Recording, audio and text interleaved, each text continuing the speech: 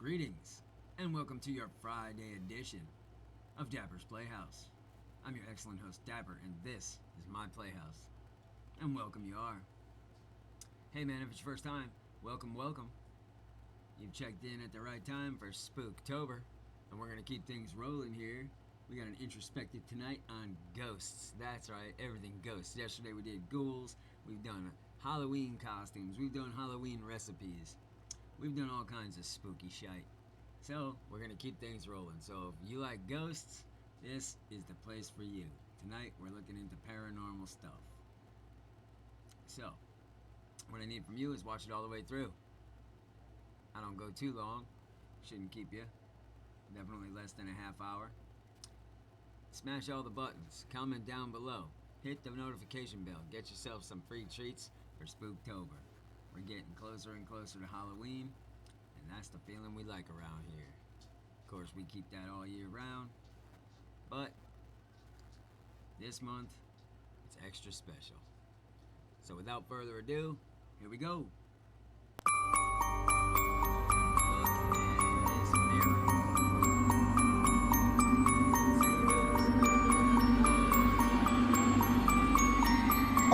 All of these are fake, bro.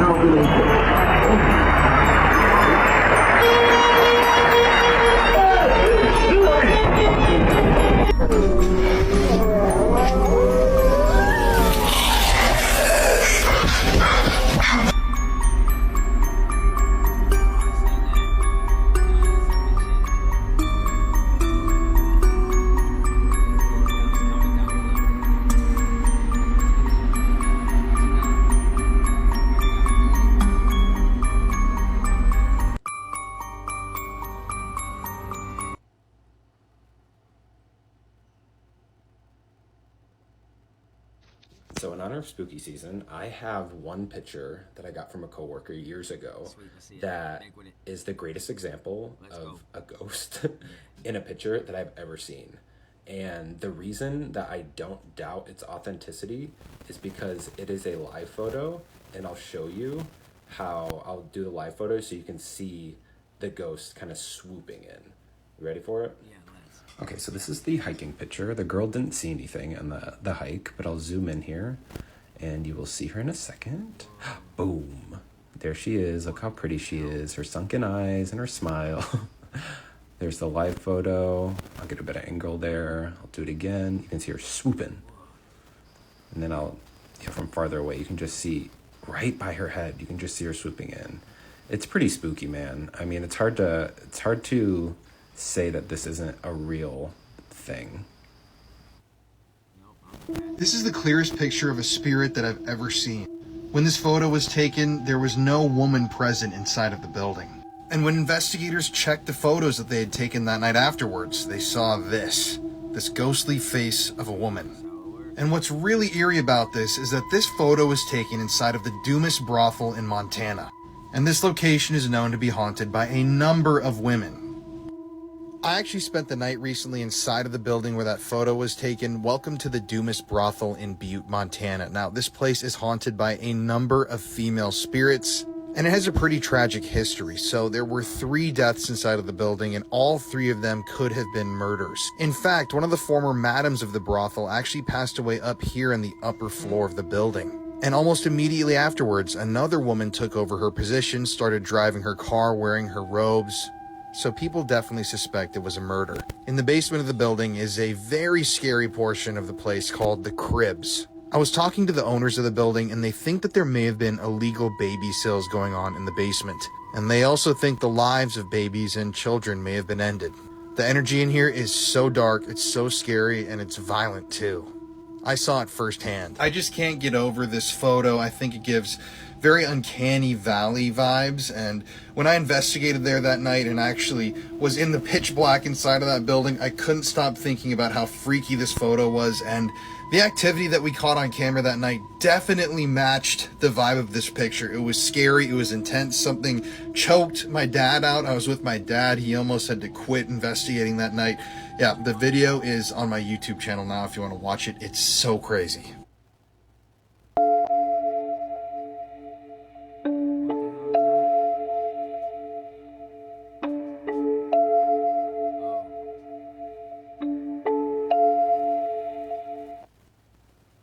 I hate when people say that ghosts aren't real. Me too. You just haven't experienced it yet. That's it. Here's one of many times that I've experienced ghosts. So it's a few years back. I'm in my house. My mom's there. My sister's there. I hear this loud knock on my door. Boom, boom, boom. Now, if you live in the projects, you know how thin these doors are. It feels like the door is about to bend in half. It's like damn near coming off of the hinges. Now, my mom usually knocks pretty hard on my bedroom door, almost like the police. But this time was different. This knock was like more than the police. This was like a SWAT team knocking on my bedroom door. So now I'm mad. I'm like, yo, what's going on? Why is she knocking so hard? I get up and open the door, and no one's there. So I call my sister up. Did you knock on my door? She says no. I call my mom's up. Yo, what you was knocking on my door for? She says she wasn't. Now I'm confused. But I let it go because I'm thinking maybe I'm just going crazy. A few days later, my sister comes to me in my room. She goes, why were you knocking on my door? I'm like, I wasn't knocking on your door. She's like, what? So now I don't think I'm crazy anymore. I think either one of them's trolling me or someone else is in this house. So this same situation happens a few more times in the next couple weeks. Boom, boom, boom, knocking on the door. Open it, no one's there. And it's happening to my sister too. So let's fast forward about a month or two. It's just me and my sister at home. We're in the kitchen. All of a sudden, we hear a voice. It's like a younger girl saying, like a question.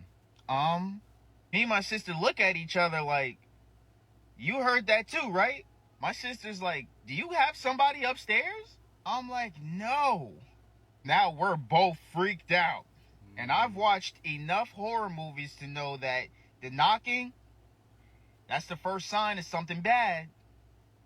The little girl voice, that's not good either. Like straight out of a horror movie. I'm telling you guys, a little girl's voice just goes, Now that might not be a lot to you guys, but it sure as hell scared me. And that's just one of my stories. Let me know if you guys want any more.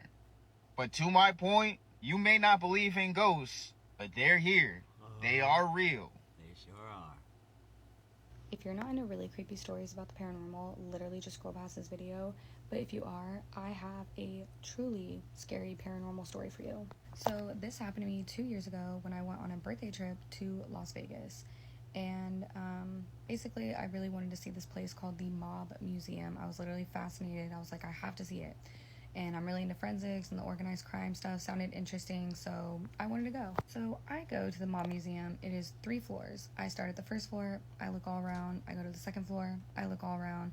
And before I get to the third floor, I realize it is 10 minutes until closing, and my mom's like, hey, just meet me downstairs, you go ahead.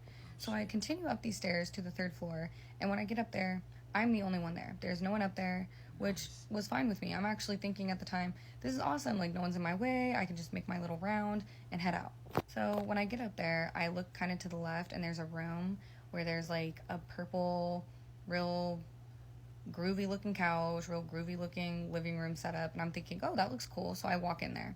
Immediately when I walk in there, I just don't feel right. I don't know how to explain it.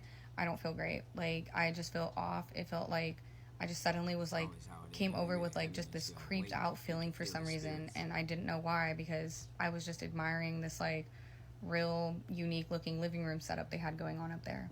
That was until I look over to the right, and I notice that there is a whole wall with a display of very graphic crime scene photos, and that wasn't the problem, okay? Like, I've seen crime scene photos, I've taken classes in forensics and stuff, but these pictures, I've never seen pictures like that displayed like that on a wall, framed with plaques underneath. I was just kind of like,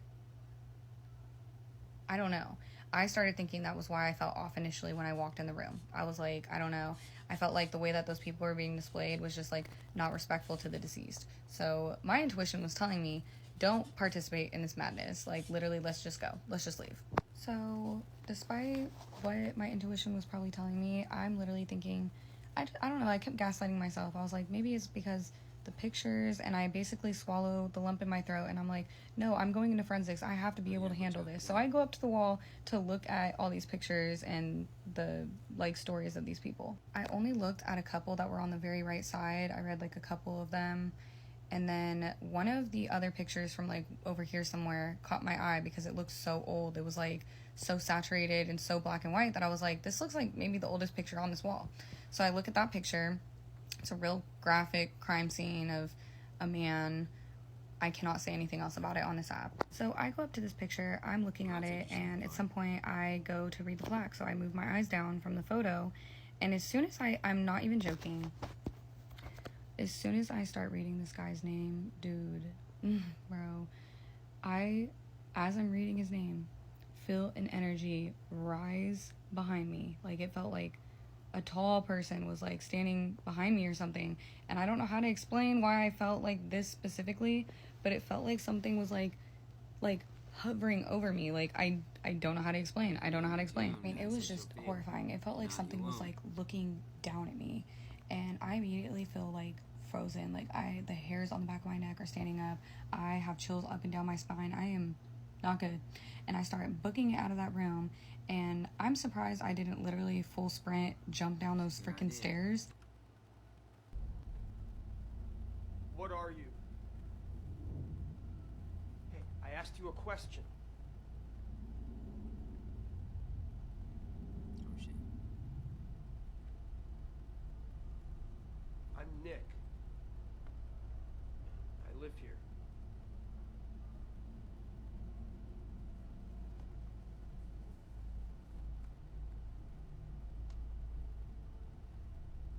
I'm a duck. Nice.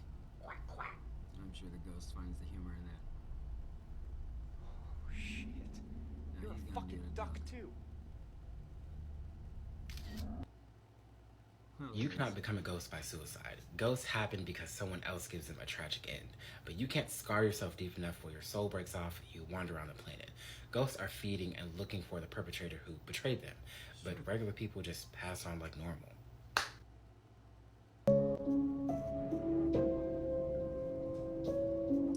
This shit is freaky. What is this, Incubus? What's up with these girls? Freaky ghost. Yeah, these girls are playing games. They don't do that in their sleep unless they having some nice dreams. Look at the other girl. See? Now he takes over that girl. I think he's giving them some special present. She wakes up by that shit. It's like, did I just get? I don't know, I feel like something. I see that. What? This is the third time I've come through, and this is exactly how I've seen them. Yeah, okay. 3 times now. Yeah. Time remote, whoa. Alright, tell me I'm Definitely not see fucking that. crack. Every time I turn off the light, there's like a shadow there. Watch. You see that? What That's the the man with fuck? the hat. Badass. What the fuck? Tell me I'm not on fucking crack, dude. That's definitely there, no doubt about it. The jackal is the scariest sign in the Black Zodiac and the reason I have to put a content warning on all of these videos moving forward. So if you're not prepared for a conversation about red rum, SA, and torture, please exit stage left. Now, if you're interested in staying, stay tuned. I have a movie coming up in about 2 seconds. Ryan Q, the man who became the Jackal, was born in 1887 to a prostitute. Ryan later developed a sick and insatiable appetite for the female gender. attacking prostitutes and stray women with the cunning of a wild animal. As a means to cure his insatiable appetite, Ryan committed himself to Borehamwood Asylum. After years of imprisonment in a padded room, he went completely insane, scratching at the walls so violently that his fingernails were torn completely off. The doctors kept him permanently bound in a straitjacket, tying it tighter when he acted out, causing his limbs to contort horribly. Still fighting to free himself, Ryan gnawed through his straitjacket until the doctors finally locked his head in a cage and sealed him away in a dark basement cell. There, he grew to hate any kind of human contact, screaming madly and cowering whenever approached by people. When a fire broke out in the asylum, everyone but Ryan escaped. He chose to stay behind and meet his deserved fate. The Jackal story is one that makes me want to turn on every single light in my house simply because of this alone. Dad, listen to me. Hey, who's up to see some terrifying security camera footage from my house last night? Yep, me. I wasn't ready for it when at almost 10 p.m. I had gotten into bed and my phone beeped with a person seen in my front yard. Now, that was odd because my children were asleep. My husband was downstairs. I was like, who is in my front yard? So I inquired. I watched the footage back and what I saw made the life drain directly out of my body. It made my legs do that like tingly numb thing where I was going to like pass out, but I needed to run away and I couldn't run, and it was the scariest thing. It was the scariest thing that I had ever seen. Okay, here's just a still of it. The tiny little demon child in its pajamas with like a janky stance. But watch the video. Watch this video. Okay, watch this tiny little demon child turning its head, staring directly at the camera. Its leg starts to move. Now it looks like it's staring directly at the camera, you guys. It looks like it's staring directly at the camera. I went tearing through my house. I had to check. I have 4-year-olds. And I went and I was like, are they in bed? Where are they? Did one of them get out of the house? Why are they wearing feety pajamas in September? And then I watched the footage again. Let's do that. Okay, look. Turning its head. Lifting its leg. You get it, you know? It's creepy shit.